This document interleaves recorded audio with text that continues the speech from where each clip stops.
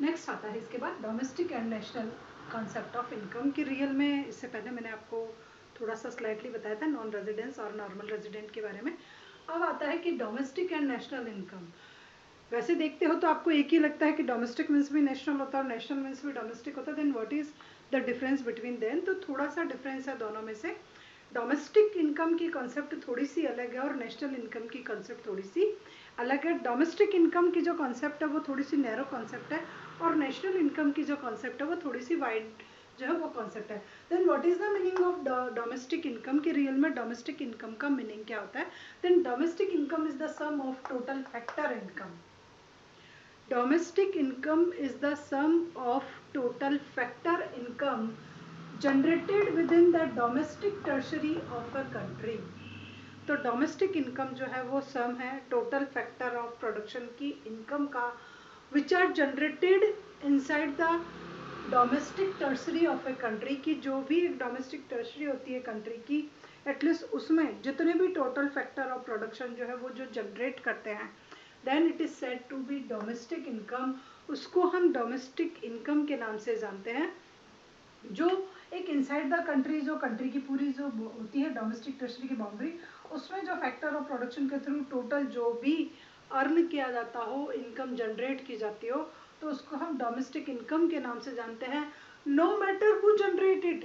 अब देखिए इसमें एक बात है कि no matter who generated inside the country हुई डोमेस्टिक टर्सरी में हुई नो मैटर हु जनरेटेड उसको जनरेट किसने किया इट इज डजेंट मैटर चाहे वो नॉर्मल रेजिडेंट हो इट मे बी पॉसिबल वो नॉन रेजिडेंट हो बट वो inside the country domestic territory में अगर किसी स्टाइल की कोई भी इनकम जनरेट हुई है then it is said to be as domestic income. हम उसको डोमेस्टिक इनकम का नाम देंगे but no matter who generated इसमें कोई मतलब नहीं है कि उसको किसने जनरेट किया।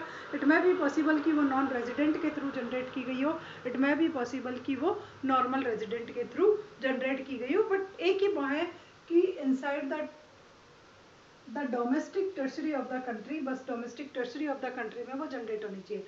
बट नेशनल इनकम की थीम जो है वो थोड़ी सी अलग है।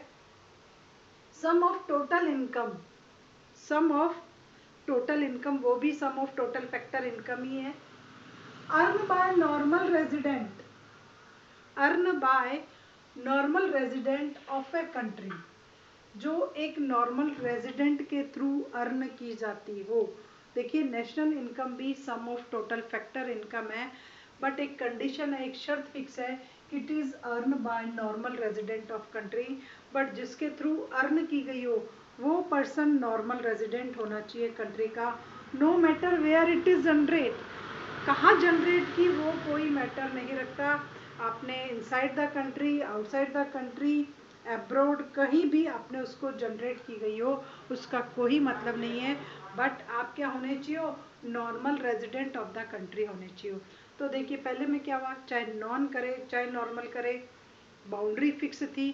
यहाँ पर एक करेक्टरिस्टिक्स फिक्स है कि जो पर्सन पर्टिकुलर जो फैक्टर जनरेट करना चाहिए वो नॉर्मल रेजिडेंट ऑफ कंट्री होना चाहिए चाहे वो आउटसाइड द कंट्री जनरेट करे चाहे इनसाइड द कंट्री जनरेट करे then it is said to be national income. No matter where it is generate कोई मैटर नहीं है कोई मतलब नहीं है कि वो कहाँ जनरेट की गई थी inside the country and rest of the world आप उसको कहीं भी जनरेट करो तो वो आपकी नेशनल इनकम कहलाई जाएगी।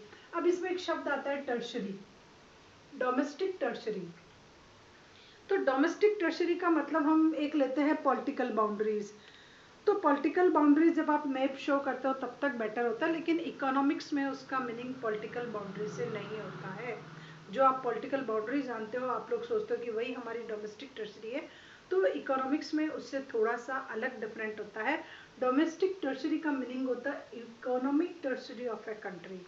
Economic territory of a country where you can easily exchange over goods and services जहां आप आसानी से अपनी वस्तुओं और सेवाओं का लेन देन कर सकते हो।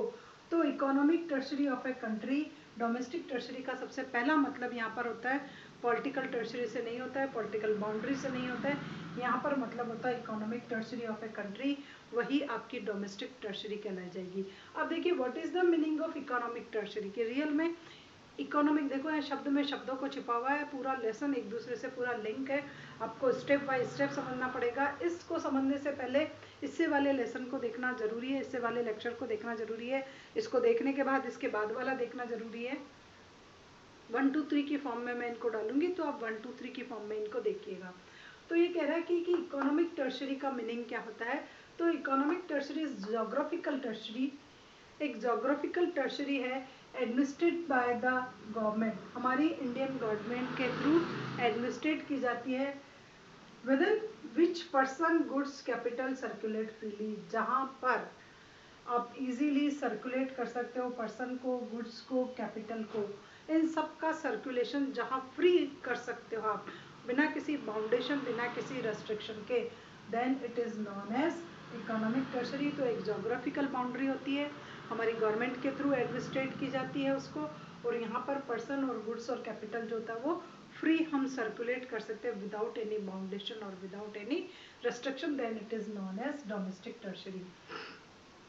अब यहाँ पर देखिए कि foreign embassies located in India. अब देखिए यहाँ पर डोमेस्टिक टर्शरी में क्या होता है कि फॉरेन एम्बेसीज है, फॉरेन एम्बेसीज है और लोकेटेड इंडिया, बट वो कहाँ लोकेटेड है, इंडिया में लोकेटेड है, are not a part of domestic territory. तो वो डोमेस्टिक टर्शरी का पार्ट नहीं है। डोमेस्टिक टर्शरी का मतलब हो गया जहाँ आप easy going good services capital का फ्लो कर सकते हो, बट यहाँ पर देखिए आप ये कह रहे हैं कि फॉरेन एम्बेसीज है, फॉरेन एम्बेसी से लोकेटेड इन इंडिया, बट वो कहाँ स्थित है, भारत में स्थित है, not a part of domestic territory, वो डोमेस्टिक टर्शरी का पार्ट नहीं होगा, क्योंकि वहाँ पर हम आसानी से अपनी गुड्स, अपनी सर्विसेज, उनका सर्कुलेशन जो है वो नहीं कर सकते हैं। बट इंडियन एम्बेसीज, बट जो इंडिया का एम्बेसीज है लोकेटेड इन अब्रोड, जो अब्रोड में स्थित है, are part of domestic territory, वो हमारी टर्शरी का पार्ट है। देखिए Indian embassies located in abroad is also a part of domestic territory, but जो फॉरेन एम्बेसीज है located in India is not a part of our domestic territory, क्योंकि we have freely circulate our goods services and capital, वहाँ पर हम आसानी से हमारी इन सब का फ्री में सर्कुलेशन कर सकते हैं। तो ये जो है वो हमारी डोमेस्टिक टर्शरी का पार्ट नहीं है, लेकिन ये जो है वो हमारी डोमेस्टिक टर्शरी का पार्ट हो जाता है। अब ये कह रहा है कि डोमेस्टिक इनकम जो है मैंने आपको बताया उसमें हम किस किस को इंक्लूड करते हैं। तो ये तो पहली बात हो गई, क्या हो गई आपकी डोमेस्टिक इनकम, नेशनल इनकम आ गई। नेशनल इनकम में एक शब्द है डोमेस्टिक टर्शरी, उसका मतलब था इकोनॉमिक टर्शरी। इकोनॉमिक टर्शरी का मतलब ये होता है कि इसमें दो चीज़ें होती है, पहली वाली इंक्लूड नहीं होगी लेकिन दूसरी वाली जो है वो उसमें इंक्लूड होगी। अब डोमेस्टिक इनकम में क्या इंक्लूड किया जाता है, it include the non residence income. उसमें क्या होता है, नॉन रेजिडेंट की इनकम को इंक्लूड किया जाता है if it is earn in domestic tertiary, कि वो डोमेस्टिक टर्शरी में अगर उसने अर्न किया है, कोई भी नॉन रेजिडेंट, कोई भी फॉरेनर्स था, जो मैंने आपको नॉन रेजिडेंट की बहुत सारी पीछे आपको बताई कि वो सब नॉन रेजिडेंट होगा। तो कोई भी नॉन रेजिडेंट अगर उसने किसी भी स्टाइल की कोई भी इनकम अर्न की है inside the domestic territory, then it is included in domestic income, उसको हम डोमेस्टिक इनकम में इंक्लूड करेंगे। तो डोमेस्टिक इनकम में नॉन रेजिडेंट की इनकम को भी इंक्लूड किया जाता है। एंड इट नॉट इंक्लूड, और उसमें किसको इंक्लूड नहीं किया जाता है, it not include factor income, ऐसे फैक्टर ऑफ प्रोडक्शन की इनकम अर्न बाय रेजिडेंट, हमारे रेजिडेंट के थ्रू अर्न की गई हो, बट कहाँ पर, resident from the domestic tertiary of the other country. अगर हमने, हमारे रेजिडेंट ने अगर अब्रॉड से कुछ लिया है तो वो हमारी डोमेस्टिक इनकम में इंक्लूड नहीं होगा। देखो डोमेस्टिक इनकम की कितनी टिपिकल बात है कि नॉन रेजिडेंट अगर अर्न कर रहा है इनसाइड द कंट्री तो आप उसको इंक्लूड कर रहे हो, बट एक बेचारा रेजिडेंट है वो अब्रॉड से कुछ इनकम ला रहा है लेकिन उसको डोमेस्टिक इनकम में इंक्लूड नहीं किया जा रहा। तो डोमेस्टिक इनकम की जो बेसिक कैरेक्टरिस्टिक्स है वो ये है कि ये कौन सी, नॉन रेजिडेंट की इनकम को अर्न कर इंक्लूड करती है if it is earn in domestic tertiary, अगर वो डोमेस्टिक टर्शरी में जो है वो अर्न की गई हो। And it not include the factor income of our resident which earn in the abroad, कि अगर हमारा फैक्टर ऑफ कोई था उसने अब्रॉड से कोई इनकम अगर अर्न करी है तो ये उसको इसमें इंक्लूड नहीं करता, ये होता है डोमेस्टिक इनकम। अब आता है कि नेशनल इनकम।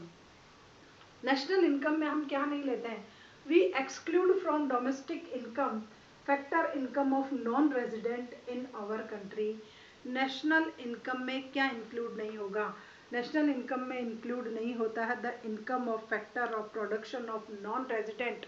अगर कोई नॉन रेजिडेंट है, उसने कोई इनकम अर्न करी है इनसाइड द कंट्री, तो भी वो नेशनल इनकम में इंक्लूड नहीं होगी। देखो नेशनल इनकम में क्या इंक्लूड नहीं होगा, एक नॉन रेजिडेंट है जो मैंने आपको बता दिया, कोई फॉरेनर है, फॉरेन जर्मन एम्बेसी से कुछ भी है, और विच लीव उसने यहाँ पर वो 1 साल से कम का रह रहा है, तो वो सब नॉन रेजिडेंट कहलाएंगे। तो अगर कोई नॉन रेजिडेंट अगर कोई इनकम इनसाइड द कंट्री भी जनरेट कर रहा है, तो भी नेशनल इनकम में वो इंक्लूड नहीं होगी, उसको एक्सक्लूड कर दिया जाता है, उसको बाहर निकल दिया जाता है। नॉन रेजिडेंट का हमारे यहाँ नेशनल इनकम की कैलकुलेशन करते समय कोई भी काम नहीं है। And it include the domestic income that part of factor of income of our resident earn in abroad.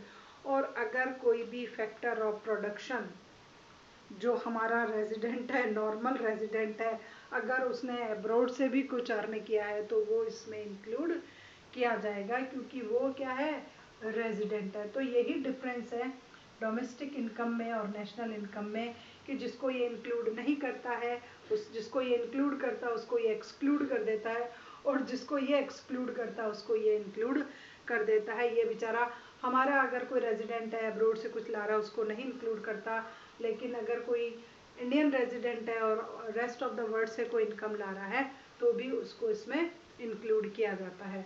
तो ये हो गया इन दोनों का डिफरेंस। अब है कि domestic income plus net factor income from abroad is equal to national income माना जाता है, कि हमारी जो डोमेस्टिक इनकम है जो भी हमने निकाली उसमें से अगर हम प्लस कर देते हैं net factor income from abroad, कि कोई भी फैक्टर ऑफ प्रोडक्शन ने अब्रॉड से कुछ भी लाया है तो वो निकल करके आ जाती है हमारी नेशनल इनकम। और नेशनल डोमेस्टिक प्रोडक्ट और plus net factor income from abroad अगर हम ऐड कर देते हैं तो वो आ जाता है हमारा नेशनल प्रोडक्ट। तो यहाँ पर दो चीज़ें हैं, नेशनल इनकम और नेशनल प्रोडक्ट। तो क्या ये दोनों सेम है? अगर ये दोनों सेम है, डोमेस्टिक इनकम और डोमेस्टिक प्रोडक्ट, तो वो भी सेम है। और अगर इन दोनों में कोई डिफरेंस है तो इन दोनों में भी डिफरेंस जो है वो क्रिएट हो जाएगा। अब हम ऐसा मानते हैं कि जितना जो डोमेस्टिक प्रोड्यूसर प्रोड्यूस करता है प्रोडक्शन में, जितना भी एटलीस्ट उतना ही वो रिवॉर्ड भी दे देता है फैक्टर ऑफ प्रोडक्शन को, वो इनकम भी दे देता है। तो फैक्टर ऑफ प्रोडक्शन की इनकम उसके प्रोडक्ट के प्राइस के बिल्कुल इक्वल होती है। तो हम कहेंगे कि इकोनॉमिक में नेशनल प्रोडक्ट और नेशनल इनकम सेम होगा। और अगर यहाँ थोड़ा सा डिफरेंस होता है तो हम कहेंगे कि इन दोनों में डिफरेंस क्रिएट हो जाएगा। तो इसके बाद का मैं आगे वाले टॉपिक